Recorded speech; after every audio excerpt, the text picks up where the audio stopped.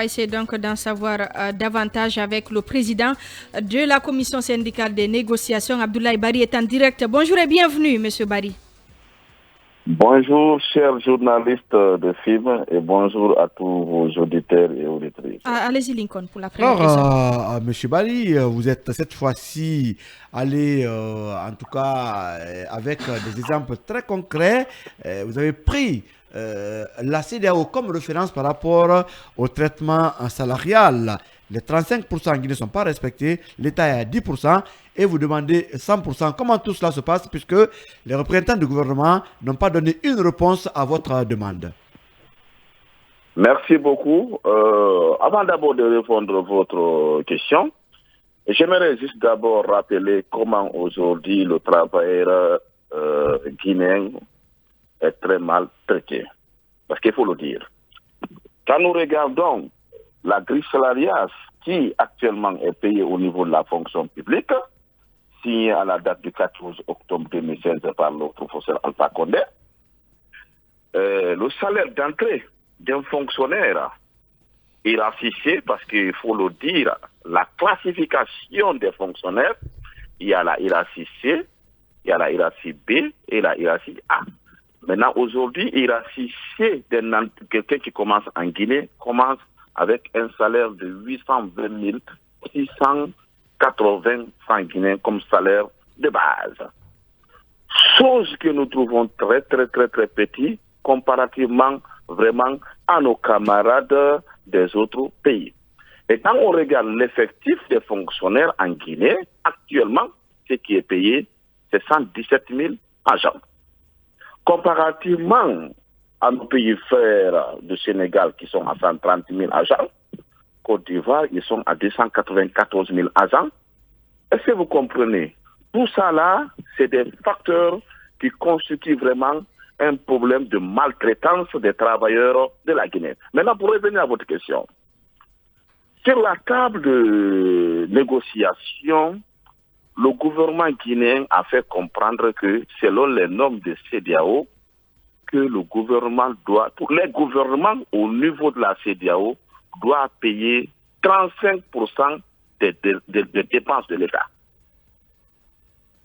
On a dit, OK, étant donné que ce même gouvernement, pendant cette négociation, nous a déjà dit la masse salariale du mois de juin 2023 était autour de 319 milliards. Est-ce que vous comprenez? Donc, ça veut dire que pour un mois, on est à 319 milliards. Si on prend sur l'année, cela va donner 3828 milliards. Et vous connaissez, le budget de l'État initial en termes de dépenses et recettes était à la hauteur de 36 milliards 200 et quelques millions. Aujourd'hui, cela a été rehaussé à 37 000 milliards.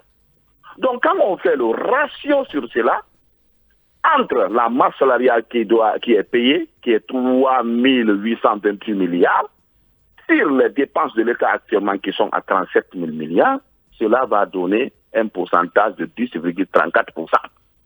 Donc nous, aujourd'hui, nous sommes vraiment inquiets. Cependant que l'État est en train d'annoncer qu'ils ont dépassé les 35%. Maintenant, si on va sur cette formule vraiment qui est claire, selon les chiffres qui sont votés au niveau vraiment du CNT, on connaît les dépenses de l'État, au niveau, on connaît la masse salariale, donc ça veut dire que quelque part, il y a un problème. Donc c'est pour cela que nous avons demandé que nous ne pouvons pas descendre sur les 100%. Est-ce que vous comprenez? Parce que si on fait aujourd'hui 100%, cela va aller autour de 20% des dépenses de l'État. Que dit le gouvernement de l'autre côté? Qu'est-ce qu'il est prêt à offrir, M. Bari?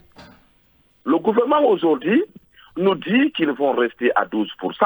Ils vont essayer de faire des mesures qui vont aller dans le sens vraiment de compenser les salaires. Parce que selon eux aujourd'hui, s'ils augmentent les salaires, que les prix vont monter. On a dit alors, si vous ne pouvez pas maîtriser les prix, c'est un problème. Ce n'est pas à nous de maîtriser le prix. Quelque part aussi, ils nous parlent du projet FIGAGE, le fichier unique de gestion pour le solde. Nous avons dit au gouvernement, depuis le 5 septembre 2021, nous sommes maintenant à 2 ans de gouvernance. Pour faire un fichier de gestion pour le solde, après 24 mois, aujourd'hui, le gouvernement ne peut pas connaître la situation de ses fonctionnaires. Cela est un problème. Est-ce que vous comprenez? Nous sommes dans un monde purement digital. En principe, c'est quelque chose qui peut être fait en 30 jours. Donc, c'est que quelque part, ils veulent placer des arguments qui ne tiennent pas. D'accord. Allez-y, Khalil. Oui, maintenant, est-ce que vous vous rendez compte aussi de l'assainissement du fichier de la fonction publique? Parce que vous parlez aujourd'hui d'augmentation. En augmentant sans que les résultats de cet assainissement ne soient affichés, est-ce que cela aussi ne pourrait pas être un coût pour l'État? Oui, écoutez, effectivement, nous avons marqué notre accord depuis que ce gouvernement que nous avons accompagné depuis très longtemps pour dire que nous sommes d'accord pour vraiment assainir ce fichier. C'est pour cela que nous sommes même membres au niveau de cette commission. Mais nous avons tout fait, le gouvernement ne veut pas avancer. Parce qu'il faut le dire, le projet FIGAS est piloté par le ministère du Travail et de la fonction publique en collaboration même avec les centrales syndicales CNTG et USTG qui sont représentées autour de cette commission. En principe, ce qui était plus meilleur, s'ils avaient voulu travailler, en principe, on devrait aujourd'hui connaître l'effectif réel des fonctionnaires. Mais imaginez-vous, chers journalistes, depuis plus de 10 ans aujourd'hui, on parle et l'État aujourd'hui est incapable aujourd'hui pour faire vraiment sortir l'effectif. Pour vous, c'est une mauvaise volonté simplement? Non, écoutez, quelque part, c'est de l'incompétence. Est-ce que vous comprenez? Quelque part, ce n'est pas une mauvaise volonté. Quelque part, c'est de l'incompétence. Si tu dois faire ton travail et que tu ne peux pas le faire, en 24 mois, tu ne connais pas la situation de tes travailleurs, c'est un problème. C'est comme si aujourd'hui, j'ai créé une entreprise. Est-ce que vous comprenez? Je ne connais pas le nombre de mes travailleurs. Est-ce que ça, on peut imputer, on peut empêcher le paiement des salaires des travailleurs guinéens parce qu'ils n'ont pas fait leur travail? S'il vous plaît, ça ne tient pas. C'est pour cela. Alors, nous avons demandé à ce qu'on révalorise le salaire. Monsieur Barry, à un moment donné, le ministre de la fonction publique disait qu'avec les réformes, les retraites et autres, que l'État a récupéré plus de 30 milliards par mois sur les salaires. Un. Deuxièmement, il y a une inquiétude. Pour des fonctionnaires guinéens qui sont payés entre 1,5 million et 3 millions, comment vous faites pour payer les loyers qui sont parfois à de 500 à 1,5 million? Comment vous faites pour la popote quand on sait que le panier de la ménagère est insupportable? Et comment vous faites pour les frais scolaires de vos enfants? Comment vous faites pour payer les transports, pour joindre les deux bouts? Aujourd'hui, beaucoup de questions pour des fonctionnaires qui sont mal payés. Merci beaucoup. Ça, c'est une très bonne question. Est-ce que vous comprenez? D'ailleurs, je vous rectifie, ce n'est pas 1,5 million. Il y a des travailleurs, des fonctionnaires guinéens qui sont en dessous de 1,5 million. Est-ce que vous comprenez? Donc, il faudra aussi qu'on essaye de clarifier cela. Maintenant, c'est nous aujourd'hui, c'est ça aujourd'hui le problème, l'inquiétude du mouvement syndical guinéen. Avec tous ces problèmes-là, et derrière, on dit que l'État aujourd'hui, la Guinée, vraiment n'est plus classée au niveau des pays pauvres. Est-ce que vous comprenez? Nous sommes au niveau des pays intermédiaires, c'est-à-dire même situants que sont que le Sénégal. Donc, en principe, c'est au gouvernement de chercher à résoudre ces problèmes-là. C'est pour cela, chers journalistes, les travailleurs guinéens vraiment souffrent. Dans son ensemble, le travail guinéen souffre. Mais vous êtes conscient qu'on est en transition quand même. On ne peut pas résoudre tous les problèmes, M. Barry. Mais la transition, c'est une gouvernance aujourd'hui. Bien évidemment, mais ça ne veut pas dire qu'on peut résoudre tous les problèmes. La Guinée aujourd'hui est invitée au niveau des Nations Unies. Une transition aujourd'hui, quelqu'un vient de le dire tout à l'heure, c'est de pouvoir faire fonctionner les institutions. Est-ce que vous comprenez? Et pour nous aujourd'hui, les institutions sont en train de fonctionner. Donc ça, on ne peut pas dire que c'est parce qu'on est en transition qu'on ne peut pas essayer de régler cela. Alors, moi, je pense que l'État peut faire mieux. L'État aujourd'hui peut vraiment essayer de penser, profiter, comme ils ont une politique qu'on appelle la politique de la refondation. Le terme refondation veut dire quoi? faut essayer de revoir. Donc nous avons accompagné le président de la transition quand on l'a rencontré au Palais du Peuple à la date du 18 septembre 2021.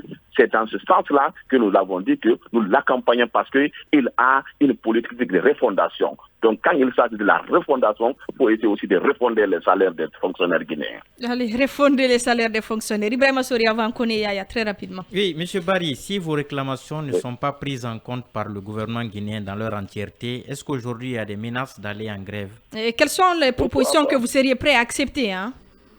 Vous savez, en matière de négociation, c'est des étapes. Est-ce que vous comprenez?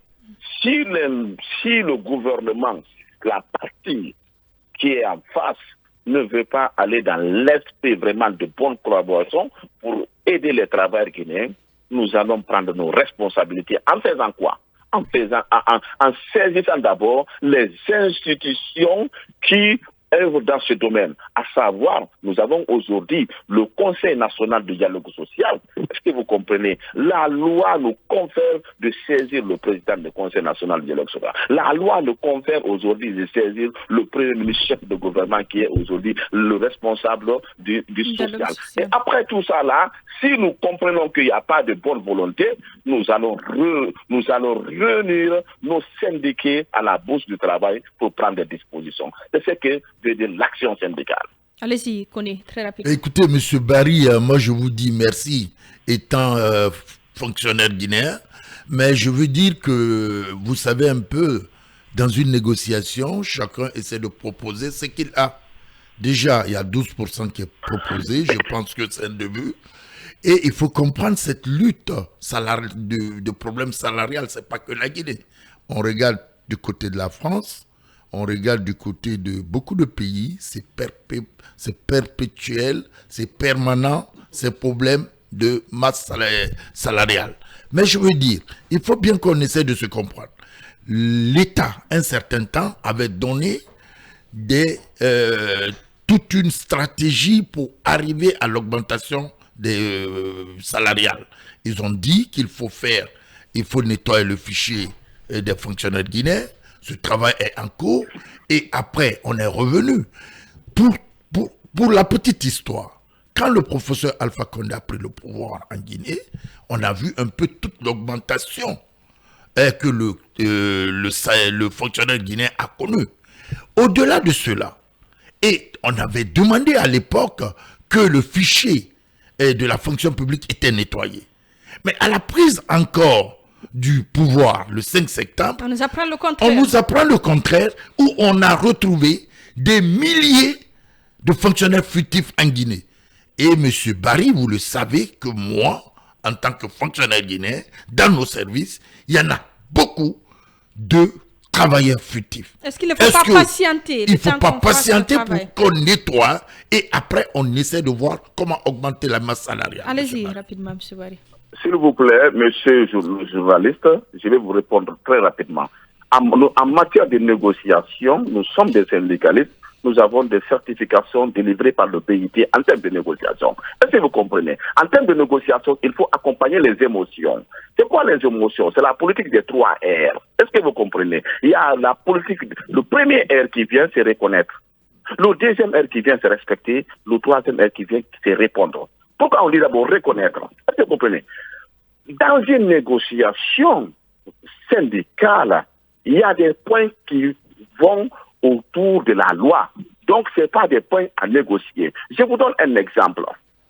L'engagement des enseignants contractuels, il n'y a pas ce que le mouvement syndical n'a pas fait pour qu'on fasse une dérogation afin qu'on puisse recruter ces contractuels de par les dossiers. L'État nous a exposé une loi guinéenne qui est claire aujourd'hui, la L027. Tout engagement au niveau de la fonction publique, ça doit se faire aujourd'hui par concours. Étant donné que nous sommes des syndicalistes, nous connaissons et on a reconnu cela et nous avons accepté d'aller vers un modèle de concours aujourd'hui pour empêcher la fraude. Donc aujourd'hui, la loi de la CEDEAO étant claire, 35% des dépenses de l'État doivent vraiment être la masse salariale. Maintenant, ce qui est payé actuellement en date, selon les chiffres que eux-mêmes nous ont communiqués, nous nous retrouvons à 10,34%. Comment est-ce que vous pouvez nous dire aujourd'hui de ne pas amener le gouvernement guinéen à se conformer à la loi. Ce n'est pas ce qu'on a dit. Hein? Ce n'est pas ce que nous avons dit. Écoutez-moi, s'il vous plaît. C'est pas ce qui a été dit. Attention. Non, écoutez, s'il vous plaît. Le gouvernement est pris dans son piège. Ce n'est pas ce qui a été dit. Monsieur Barry, je pense qu'il faut bien qu'on essaie de s'écouter. Qu'est-ce que vous seriez prêt à accepter, Monsieur Barry, pour qu'on essaye d'aller rapidement? Jusqu'où vous seriez prêt à céder? Je veux dire par là, en matière de négociation, on ne négocie pas la loi. C'est comme vous, Haïssatou. Personne ne peut négocier votre nom pour changer votre nom. Est-ce que vous comprenez? Donc c'est 35% ou rien? 35% ou rien. 100%, on a demandé 100% sur le salaire indiciaire. Il faut que les 100% soient payés. C'est ce qui va constituer aujourd'hui à amener l'État à aller au moins à 20% de ses dépenses. Yaya, pour terminer, très rapidement. Alors, on termine cette fois. Bien, alors M. Barry, j'ai envie de savoir, au-delà du salaire brut, quelle est la place des autres avantages connexes pour motiver et encourager les travailleurs dans les négociations que vous menez? Vous savez, aujourd'hui, en matière de salaire, on parle de salaire de base. Salaire de base et les accessoires de salaire, les primes et avantages. En termes de primes, il y a les indemnités de logement, les indemnités de transport, mais regardez aujourd'hui un fonctionnaire, les indemnités de logement et les indemnités de transport, ça ne fait même pas 500 000 francs. Est-ce que vous comprenez? Avec tout ça là, d'ailleurs, même c'est un des points où ce qui est parti, nous avons demandé de majorer l'indemnité de transport et logement à hauteur de 500 000 francs. Ça fait partir. Donc, ça c'est un autre point. Donc, pour le moment, nous voulons aller d'abord sur le salaire indiciaire qui accompagne la retraite. Est-ce que vous comprenez? Quand un ne fonctionne pas à la retraite, ce qui est calculé, c'est 80% de son salaire indiciaire qui est payé tous les mois. Est-ce que vous comprenez? Donc, ça veut dire qu'aujourd'hui, quelqu'un qui part à la retraite, il n'a même pas aujourd'hui 820 000 francs.